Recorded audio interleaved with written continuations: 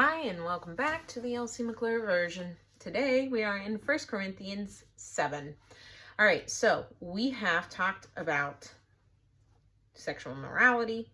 It has talked about the foolishness of man. Well, the wisdom of God is foolishness to man. We've talked about all talk and no power, right? And the fact that the saints will be judging the world, so they need to be able to, but they're having like lawsuits, right? It's just, Paul's just calling out all the stupidity. Okay, so verse 1 out of 1 Corinthians 7. Now concerning the matters about which you wrote, is it good for a man not to have sexual relations with a woman? But because of the temptation to sexual immorality, each man should have his own wife, and each woman her own husband. The husband should give to his wife her conjugal rights, basically sex, and likewise the wife to her husband. For the wife does not have authority over her own body, but the husband does. Likewise, the husband does not have authority over his own body, but the wife does. So it's you each give, essentially. Verse 5, do not deprive one another, except perhaps for agreement for a limited time, that you may devote yourselves to prayer. But then come together again, so that Satan may not tempt you because of your lack of self-control. So, not to have like a sex ed, case here, but it is a noticeable thing. Like if you have a healthy sex life while married, specifically while married, you will actually get along better. You'll be in better spirits. Like sex is known to help with stress and like all these other things. And you're also getting to know each other. So if you're actually loving each other well, then you're feeling pleasure in one another. Like it's a very beautiful thing, and it helps greatly when you are a husband and wife to work together, right? However, if a wife is not willing or a husband's not willing, like you start having this, like it becomes a duty, and it shouldn't really be a duty, right? Like you'll see things of like, okay, husband, love your wife throughout the day, do chores, take care of her. And it shouldn't be this expectation of we're going to sleep together tonight, but like set the scene for there to be that desire. And women, remember that, like you're called to love your husband, and this is how he feels loved. But how women feel loved is by when you serve them and you help them and you do these things without being asked to, right? So it's very different love languages, and you have to learn those, because if a woman is not feeling loved all day, there's nothing for her to pour out. Now, through God, we can do all things, right? But sex is very important, and Paul is recognizing that. He's saying, do not stay away from each other for a long period of time, because you allow Satan to come in and tempt you. All right. Let's say, separation for a long period of time, and then people start becoming sexually immoral. It doesn't make it okay, but an explanation is not an excuse, but an explanation is still helpful for you to know, okay, well, that happened because I, didn't love my husband or whatever, or he didn't love me. Explanation is not an excuse. However, an explanation helps us have grace easier, I guess. Anyway, so he's saying only do it if you're devoting yourself to prayer. Okay. Now, as verse 6, now as a concession, not a command, I say this. So this is so funny to me, because Paul is specifically saying, this is my opinion. This is not a command from God. Okay.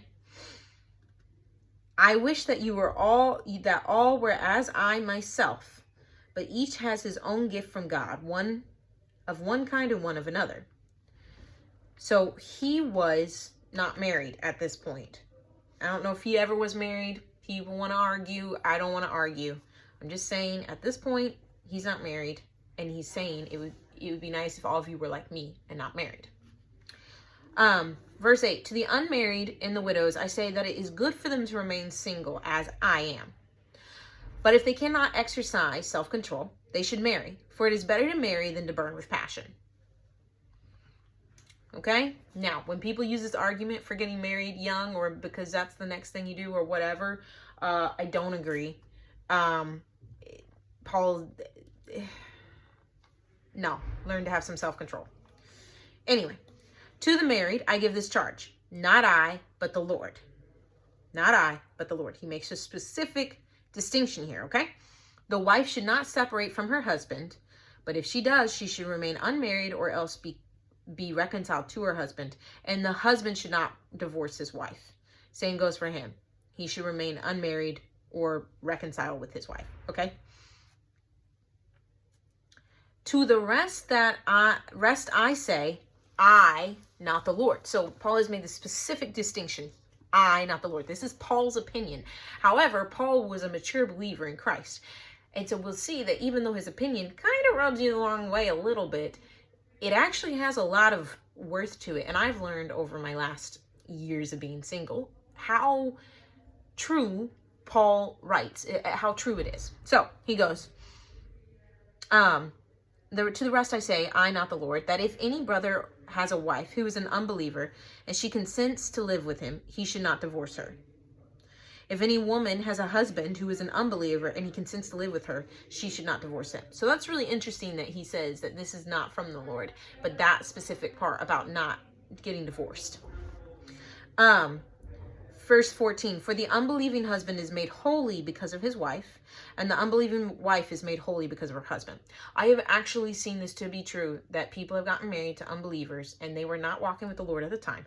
However, their unbelieving spouse, even though it took toil and pain to get there, is now a believer and a Christian, and slowly beginning to lead the family in a spiritual manner.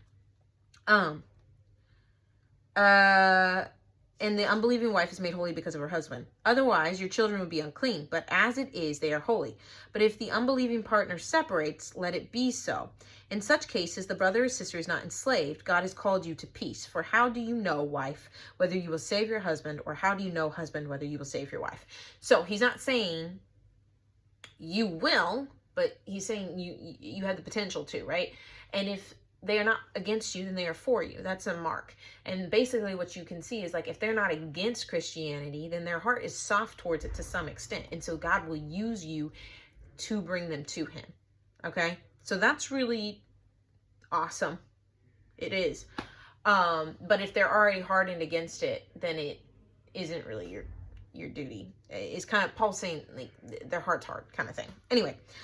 Verse 17, only let each person lead the life that the Lord has assigned to him and to which God has called him. This is my rule on all the churches. Was anyone at the time of his call already circumcised? Let him not seek to remove the marks of circumcision. Was anyone at the time of his call uncircumcised? Let him not seek circumcision. For neither circumcision counts for anything nor uncircumcision, but keeping the commandments of God. Each one should remain in the condition in which he was called. Were you a bondservant when called? Do not be concerned about it. But if you can gain your freedom, avail yourself to the opportunity, for he who was called in the Lord as a bondservant is a freed man of the Lord. Likewise, he was free when called is a bondservant of Christ. You were bought with a price, so do not become bondservants of men. So brothers, in whatever condition each was called, there let him remain with God. So that is in context of you were married. Okay, I don't know why this light keeps doing that. Bless you in Jesus' name. The context is of marriage. Like, if you were married, then stay married, you know. If you were unmarried, then stay unmarried, you know. Like, yes, this is the part that I was talking about earlier when I said he has a lot, as I've been single for a long time, it has a lot of weight. I thought we were already there, but now we are. Okay, verse 25. Now concerning the betrothed, I have no command from the Lord, but I give you judgment as one who by the Lord's mercy is trustworthy. Okay, I grappled with this for a long time, okay? I'm not saying this is somebody who just was like, oh yeah, Paul, great, yeah. And honestly, I think if the Bible makes you mad, it's because you have to learn something from it. But it also it's good to question things, right? You should grapple with the Bible. You should wrestle with it. Jacob freaking wrestled with God, right? Like, there's a level of that's you taking responsibility and saying, I want to learn. As long as you continue to learn and you seek truth, wrestling and not being okay with certain things isn't the end of the things. It's actually a really healthy place to be in. Is like, okay, God, I don't really agree with this, but I want to understand. Anyway. Verse 26, I think that in view of the present distress, it is good for a person to remain as he is. Are you bound to a wife? Do not seek to be free. Are you free from a wife? Do not seek a wife. So he's still building on this remain as you are, right? Verse 28, but if you do marry, you have not sinned. And if a betrothed woman marries, she has not sinned. Yet those who marry will have worldly troubles, and I would spare you that. That is so freaking true, okay? You will have worldly problems. And the reason why, Paul goes on, this is what I mean. Brothers, the appointed time has grown very short. From now on, let those who have wives live as though they have none, and those who mourn as though they were not mourning, and those who rejoice as though they were not rejoicing, and those who buy as though they had no goods, and those who deal with the world as though they had no dealings with it. For the present form of the world is passing away. I want you to be free from anxieties. The unmarried man is anxious about the things of the Lord, how to please the Lord. But the married man is anxious about worldly things, how to please his wife. So Paul is very clear that basically the whole thing with not getting married is now you feel a little bit more divided. And you'll still have to choose to make God one, but you'll have this emotional connection to somebody and you'll want to make them one, and you'll be wrestling, right? Also, when you're married, you can't just up and go anywhere you want, right? You have a responsibility, and that means it's wrong if you just up and go. And Paul is saying, I want you to be free from that. You have more freedom when you're single. It has other trials and tribulations, but you have more freedom when you're single, okay? So that's what Paul is talking about. Verse 34, well, let's back up. Verse 33, but the married man is anxious about worldly things, how to please his wife, and his interests are divided. And the unmarried or betrothed woman is anxious about the things of the Lord, how to be holy in body and spirit. But the married woman is anxious about worldly things, how to please her husband. I say this for your own benefit, not to lay any restraint upon you, but to promote good order and to secure your undivided devotion to the Lord. I can tell you for certain that this is true. You do have so much more time to devote to Christ and other things. I'm about to say something very controversial. I do want to get married. I don't want to have kids. And most of that is based off this passage. You have worldly troubles. Not that I wouldn't with a husband, but like there's a level of responsibility that you have to kids that is greater, I would say, than like, it's greater for a shorter period of time. So like you have 18 years where they have your undivided attention. Obviously God's first, husband second, then kids. But you don't understand, if you are a married woman without kids, you have more time. Okay?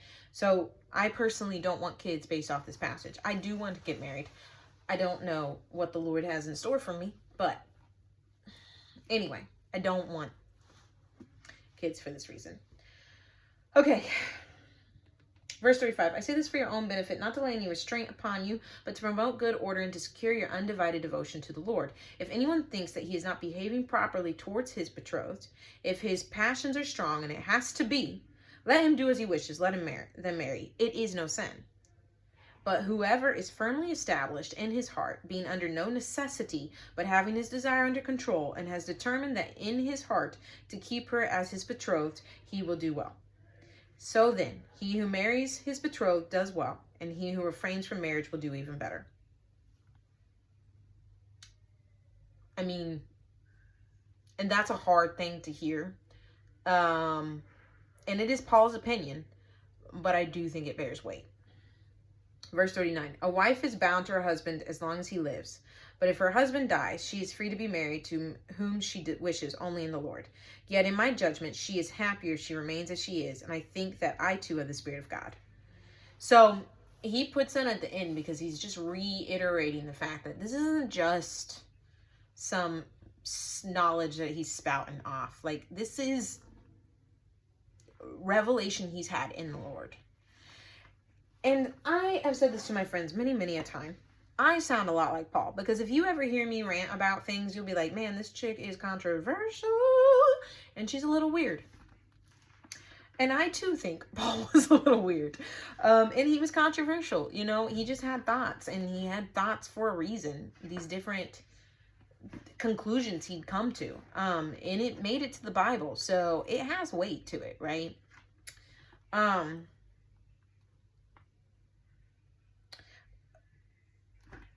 guess my question is actually a little bit different than what we just read, but I want to ask, are you content with where God has placed you? Are you content where God has placed you in a family, with a husband or no husband, with children or no children? Are you content where you're doing your workings in the ministry? Are you content? Like, are you finding joy in the Lord through all of it? Because if you're sitting there comparing your life to others, saying, oh, I wish I could be doing that, or I wish I could be doing this or that or this, to some extent, if it has to do with like, God, I wish I had divine appointments, well, you can pray for those. They'll show up. But you got to take initiative and you have to act on them. But if you're constantly comparing yourself to each other, it's the thief of joy. The devil comes to steal, kill, and destroy. Are you letting him steal, killing, and destroying in your life? Because you don't have to. You have the power. Satan only has the power that you give him in your life. Not to get confused with the whole part of Job where like God lets him do different things. That's besides the point. Okay, I'm saying that more specifically, you can still have joy in the Lord through all of that, and you can still feel content through all of that, even if the devil is trying to steal, kill, and destroy.